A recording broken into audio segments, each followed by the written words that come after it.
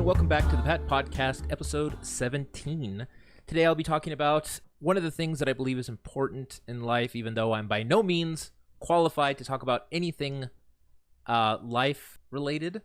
But laughter is what I'd like to talk about today, and things that we find funny and why we take things so seriously. Believe it or not, I actually have a guest joining me today, Mr. Jeffrey Mickelson. Hello. Jeff, I appreciate you being here. I understand the guys are busy, and I know that it's a Friday night, and typically your first thing when you get back from the weekend is, I don't want to rush back into doing more work, which is fine. I get that. But it also made me think about, well, what do you do in those situations where it's kind of a bummer? I mean, it's not the end of the world, but it's kind of like, it kind of stinks. And I think, well, our motto, more or less, for the JE is to learn to laugh at life and yourself. And I feel like that's such an important quality of being a sane human is learning to laugh at life. Would you agree with that, or is that too vague? No, that sounds right. Now, I should point out that it may have been cleaner if we would have just said, laugh at life and yourself, and that certainly is an easier thing to say, but it's incomplete, in my opinion. Because I remember, being in high school, and I remember, even at work, and I'm sure you experience this too, Jeff, is when you're having a bad day, and you're kind of doing your best to keep it to yourself because you don't want to be that guy. You don't want to be the bummer. But, my poker face, is a tell-all, and it's usually an invitation for people to, say, hey, what's wrong? Because they're sympathizing with you, which is a great thing. That's a wonderful human quality, but I mean, even in the best of intentions, it's still kind of unsolicited, and it usually ends up it can feel like it's making things worse. But then that's why I believe the learn to laugh at life and yourself is so important, because it's an acquired skill to laugh at life. I don't think it's just something someone can tell you, oh, you need to stop taking yourself so seriously, and you need to stop, making everything so insanely important, and learn to find the lighter side of it. How do you learn to laugh at life? And that's the angle that I'm taking at with this particular podcast here. Jeff, are there any rituals you have, when you come home from work or a long day and you're like, you know what, I just need some time to kind of get my mind off of everything? I usually don't have time for that. It's one job goes directly into the next. Yeah. From day job to parent, or are you talking about from day job? Exactly. Yeah. No. I don't have time for a second job. It's funny because, I mean, you're absolutely right, because having kids is a second job. I'm very extraordinarily lucky that my wife was going to head out. She was going to go do some stuff with the kids over at her parents'. I think they're making cookies, which I'm going to benefit from that later. But it gives me that opportunity to really sit here comfortably and be able to have this type of podcast. I realize that that's a luxury that not a lot of people have. But I have been in those situations where it's like you have no choice but to do what you got to do, because they're your kids, you're the dad, you got to watch them, you made that decision. Right. But if you don't learn to enjoy it, like anything in life, or you don't learn to see the lighter side of it, it's harder to continue doing those things and not slowly go insane. Does that make sense? Yeah, it makes sense. Okay. I feel a lot of times you see these people who are in a constant state of down or depressed type of thing. They call him what does Julian call it? People call him sometimes, but he jokes around about the Eeyore Syndrome. And I don't think he has that whatsoever. I think, like me, he's very expressive whenever he's having a bad day or whenever he's having a downside. And people want to help with that. But I think you can't just tell somebody to cheer up. You have to understand that usually a person who's in a perpetual bad mood, that's pretty much how they get through the day. They powerhouse through it. They think, I'm not going to be able to enjoy myself until they're done with the day, because they've already decided before they even walked into a situation like a job that they're going to be mad the entire time. Because to them, it's just beating your head against the wall until it hits 5 o'clock. It's possible to relearn that part of our conditioned work set mind to begin to find the things in the job that we're doing that are actually funny or lighthearted or just kind of be silly. Have you ever had any of the coworkers asking you questions and you just kind of do that thing where you nod and just kind of stare at them? Every day. I kind of get the feeling like you're doing that right now. I'm just kidding. Which is fine. I understand. No. The more that these people feel like I'm ignoring them or I'm in contempt of them or like upset, they're going to take that energy and then they're going to go pollute it with the rest of the day. They're going to pollute it around the other people that they know. And it's not an easy thing to be in a good mood. I'll say that flat out. I think it's a very difficult thing to be in a good mood, especially when you're having a crappy day. And Definitely. I mean, what type of things do you do to try to get yourself to be a little bit more positive throughout the day? Think about when it'll all be over, whatever I'm dealing with. I don't have any grand strategies or suggestions. I just get through it. I mean, most people do. I do that for Yeah. the most part. I'm not going to say I'm not a therapist or anything like that. I see the value in people who say stuff like, you know, you have to be able to enjoy even those times, because if you're waiting to enjoy life after you're done with work, you're never going to enjoy life, because work, as you said, never ends. Yep, it never does. But I was making the argument in another podcast that work in a weird way kind of gives you these values that you wouldn't have had otherwise if you hadn't have done the work. So other than monetary things, I mean, there's that stereotypical thing we've always said, and I don't want to go back into what I said in the other podcast, but basically, more so than making a living for your family and supporting the life that you build, there's also the appreciation of other people who work just like you. And the next time you see a coworker's kid selling Girl Scout cookies, you're a little bit more sympathetic to that, because you're realizing, oh my God, he's doing his job and he's helping his kid. Dear God, I mean, okay, yeah, give me a box of cookies. I don't even think about that when I see the cookies. That thought doesn't cross my mind. There's no barrier between you and the cookies. It's just how many can I get and how fast can I get them? Do they have enough cases? Exactly. But you see, that in itself is exactly what I'm talking about. It's a part of life that actually is fun. Okay, you're gonna have a coworker whose kids are gonna be selling things that you're actually gonna want. Maybe maybe there's a person in your office that has a funny way of expressing themselves. In our office at where I work, we have this one coworker who there's a language barrier. I don't want to say it's not by any means a bad thing. It's just she has a hard time pronouncing certain words. And I forget what she was talking about when she's talking about where she grew up, and there was a lot of farms and stuff. And she talked about how, for some reason, when I think what she was trying to say is that roosters are louder screamers than chickens, obviously. She goes, for some reason, the crows make the chickens scream louder. And I had no idea what she was talking about. We're like, what are you talking about? She goes, oh, no, not the crows, the roosters. But the very fact that you can take that break from a normal day and just appreciate that, I think that's an extremely valuable thing. If you're never willing to give that a chance, if you're never willing to give that person or give yourself that opportunity to laugh at something, then yeah, it's tunnel vision. 100%. Like those blinders that they put on horses so that they only go straight. And you're just waiting for the clock to hit 5 o'clock, and it's brutal. Yes. I like thinking of it as creating opportunities to get more stories. I figure in the worst case scenario, like having jury duty. I hate jury duty. I know we have a judge here that says, when you come to jury duty, you shouldn't think of yourself as having to go to jury duty. Instead, you should see yourself as a patriot. You're serving your country. And I see the value in what he's saying, but it comes across. And he also says the same speech every time. Every time I go to jury duty, it's the same thing. So what I get from this is you do jury duty a lot, and your judge is Kermit. Exactly. Yes. Exactly. That's exactly my point. Is that it's the same thing every time, but at least it's funny in that moment to observe that. It's funny in that room full of people that have also heard this judge say it a million times.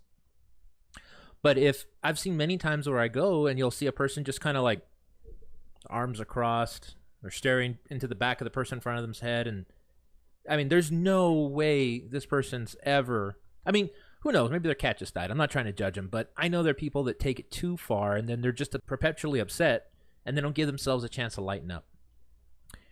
If I had to be honest, I'm guilty of that a lot myself. I mean, a lot. That's why I say, it's an acquired thing to learn how to laugh at life. And then, of course, yourself. Because if you can't laugh at yourself, you're never going to be able to humble yourself to other people. You know what I mean? You take yourself so seriously, everyone else is not going to be good enough. But that thinking to begin with is already flawed. So it's like, you have to learn not to take yourself so seriously. And since none of the JE takes anything seriously, it's the perfect motto for us because we're like, okay, yeah, I guess we'll do it. Hey, you know what'd be a really cool idea? And then it just kind of goes on. But I know where the intention's from. I know the person. I know where it starts. And to me, that creates a value worth working with, worth doing something for. Where I've actually worked with people in the past where you trust them to get certain responsibilities done, and it just doesn't happen. I feel like a trap with that is feeling that you could give up on the medium, but really it's not the medium. It's just that you had a bad experience with this person, and if you can't find the funny side to it, it can really destroy like something you really really genuinely care about. Or I had a situation where I was working with this group of people online, and I was making videos with them, and it was a lot of fun. It was like Minecraft videos, and that it was my way of teaching myself how to do animation at the time. And I got better at it, and then through all of it, I was told by a close friend of ours that another friend had passed away, and he had been telling us leading up to this for months that he had been sick, and he didn't know what, and he actually went so far as to tell us he had a brain tumor. And we took that very seriously because, I mean, why would somebody joke about something like that? Or at least I'm naive in the sense that I wouldn't believe someone would tell you that unless it was absolutely serious, you know? Right. So it was a big deal. I mean, everybody grieved for him. Everybody felt really bad for him. And I we all cope in our own way. And the way I cope is I create things. I make videos. I make animations, whatever. So I made this big, almost feature-length animation thing that included him as the central focus of the story and, a kind of farewell thing. Yeah. And then, come to find, a couple of months later, he was faking it. Two of our other friends found out that he was still posting to this other social media that he had created. And they were at first going to keep it like to themselves because they felt bad that they didn't want to destroy. They felt like there's no harm, no foul, just let it go. But then when they saw the video that I made and all this work that these other people had done, they felt like it's not. Why are we justifying this guy's bad decision? And he never gave us an explanation why he did it. I don't know if he thought that somehow he was gonna be able to make money off of us, or he just wasn't prepared to have that many friends, or he just didn't have time for us anymore. But if that were the case, you would think he'd just be like, well, F off, guys. I got busy, or just fade away. That's what most people do. They kind of just step back and then it ends. But he went to the effort of telling us he was dying and then lied about it. That almost crushed my desire to want to animate anything ever again, because I would always associate that. Yeah, because I would always associate that with what had happened. It's like all that effort. And this was during Christmas time when I was animating it. So I was missing time with my family during Christmas time to make this thing because I felt like it was that important. I would have always associated that job with this guy who basically, I mean, that's messed up. That's cruel. You don't do that. But I had to think, what's the upside to this? What value did I get out of this? And it's that, number one, I learned so much about animation in the short time that I had to make it. Because I wanted it out by Christmas Eve, and I think I started on December 1st. Yeah. And I learned how to make jokes about it. It made me think of all the good times we had together. And I included the other characters as a part of that group. And it made me think of those times, and it made me think, you know what, actually, there's so much value into this that has nothing to do with this guy. And I never would have had those experiences had I decided to just give up the medium entirely, or if I had decided that, oh, this one guy did this one really super messed up thing, so now I cut off everybody. That doesn't make any sense. So instead, I learned to be like, okay, this guy was a jerk, but you know what? Who am I? I'm not the best person in the world either, so I'll just keep going with it. But I always thought, what would have happened if I would have stopped with animation completely? I never would have made the 9 a.m.s. I never would have made the weird little graphic things that go into it. I never would have made friends with Christopher Thompson, who, by the way, designed an amazing new podcast thumbnail for both this podcast and soon to be, hopefully, other podcasts. And a lot of good came out of that. But if you can't step back from that crappy situation and see the good things, it accomplishes nothing. You have to be able to learn to laugh at life and move on. Right. Right. So that's basically the angle that I take it. I don't know if anything like that has ever happened to you where you've had this real messed up thing. Oh, I have. There's actually another story of these terrible things that happened to Patrick. Golly, I could. One of these days, I'm gonna write a book about all these things. There was another animation that I was gonna do, and this was actually being made during. Like, I was working on it while that Christmas thing came up. We thought he passed away, and I stopped everything and I worked on that instead. Yeah. And I went back to this first animation, and I tried to work it around so he's out of it completely. Oh no! As a matter of fact, before I knew he was passing away or whatever, I had hired an animator by the name of Richard Brenner, and he's on Reddit. And if people or you guys hear of that guy, you should go find him and commission him to do your work because he's an amazing animator. He's better than me, to the point where I wanted him to do the really cool stuff, and I was just going to do the basic stuff. And he had animated a really awesome scene with that guy in it, who was no longer alive anymore. So it made no sense for him to be there. Yeah. And then I had written out a script, and I worked really super hard on a script, and it was like a feature-length script. I was ready to animate the hell out of this thing, and I had a bunch of people wanting to be the good guy. There's a bad guy. Well, the guy that I had picked to be a bad guy, he agreed to it. We had gone through with the animation. It was an amazing fight sequence, which I'll talk to Richard, and if he lets me release it somewhere, hopefully, maybe on his channel, because that's fair. He did the work. And everything was set up, and this guy had a disagreement over not being a moderator in Minecraft. And it was such a big deal that he quit our server and then asked me after the work had been done by this animator if I could take him out of it. And I'm like, are you got to be kidding me. There's no bloody way after all this time. And then the other worst thing about it is I pulled every string that I possibly had because I really wanted this to be a big deal. I went to my friend, or who I consider to be my friend, John Graham.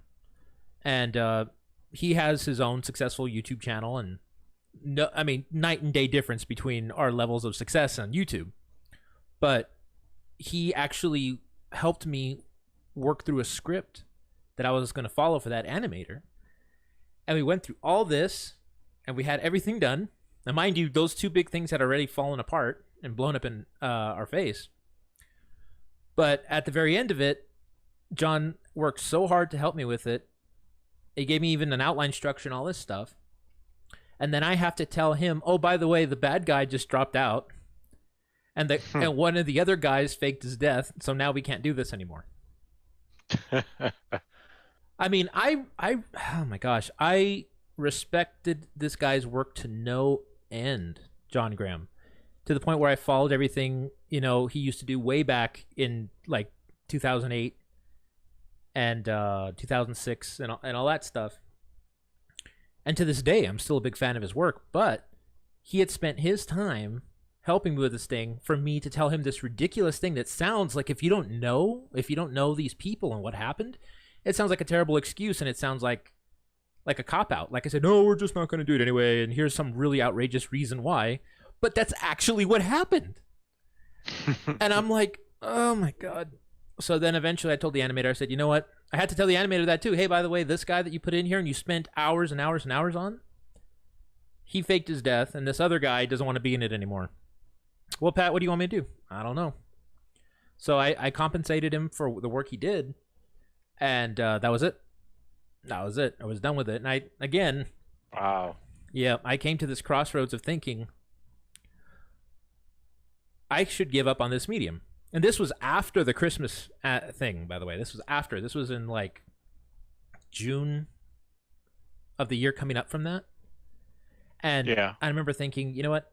I'm done with it. I'm not going to animate with these people anymore. I can't do this. I felt I damaged the relationship that I had with a lot important people that I know that have been able to help me out on stuff because of this. So I'm done with it. But then I thought, no, I can't give up on it, because if I do, I'm not going to be able to do what I like to do, which is this. I can't associate the people with the things, and it was a crappy year. But the point was, I was able to find the value in it. I was able to eventually laugh at it. I did get to talk to John Graham again, which is awesome. I was working with another podcast at the time, and we actually got to do an interview with him. So at the very least, I knew that he wasn't like upset by it. He was actually like, "Oh, okay, well, yeah, that sucks." But really cool guy, and also a amazing YouTube channel. So if anybody listening to this hasn't yet discovered John Graham on YouTube, the writer and director of Arby and the Chief, you should go find that. It's amazing work. But yeah, there was value to what happened. Even in that craptacular catastrophe, there was real honest to God value in that. And I think that's kind of what we all have to learn through life, is just learning to take that crap that happens during the day, if there is any. Sometimes there's amazing days. But even in the really crappy days, to take that and laugh at it. And then not take yourself so seriously that you think, oh, how could this happen to me? How could they do this to me? And think of yourself as this person that it's above it happening to. I mean, how many movies fall apart in Hollywood that we never know about because an actor decided, nope, I don't want to be in it anymore. But we never know about that because they just move on to the next thing. That's all they can do. Why do you think they have contracts? Yeah. You know, they try to keep people together. But yeah, those are my two biggest examples that I can think of currently of where things entirely went to crap. But oh well, you move on, you pick up your stuff, and you try again. Mm-hmm. That's good. Yes. So now that the Feel Sorry for Patrick section of the podcast is over, I wanted to invite people that if this is your first time here, to perhaps consider subscribing to our channel as we continue to release content, hopefully every week. We are going to be releasing more of our adventures through Hammerwatch, which I think was a greatly hilarious time with the guys. Also, consider liking the video. That definitely helps us out. And if you want to keep up to date to when we release videos, it's that little bell. There's a little bell here somewhere at the bottom, and you hit that, and that'll make sure that out of the sea of people that you subscribe to, you'll see our notifications specifically whenever we upload to YouTube. Also, I would like to thank my good friend Mr. Jeffrey Mickelson for showing up for the Pat Podcast. And thank you. I had a good time. I had an opportunity. I often say that I do this podcast to have that venting session. This was a good venting session. But yes, if you ever, in my experience, there's a bad thing in life, you learn to laugh at life and yourself. Thank you for joining us, and we will see you next time. Farewell. Goodbye.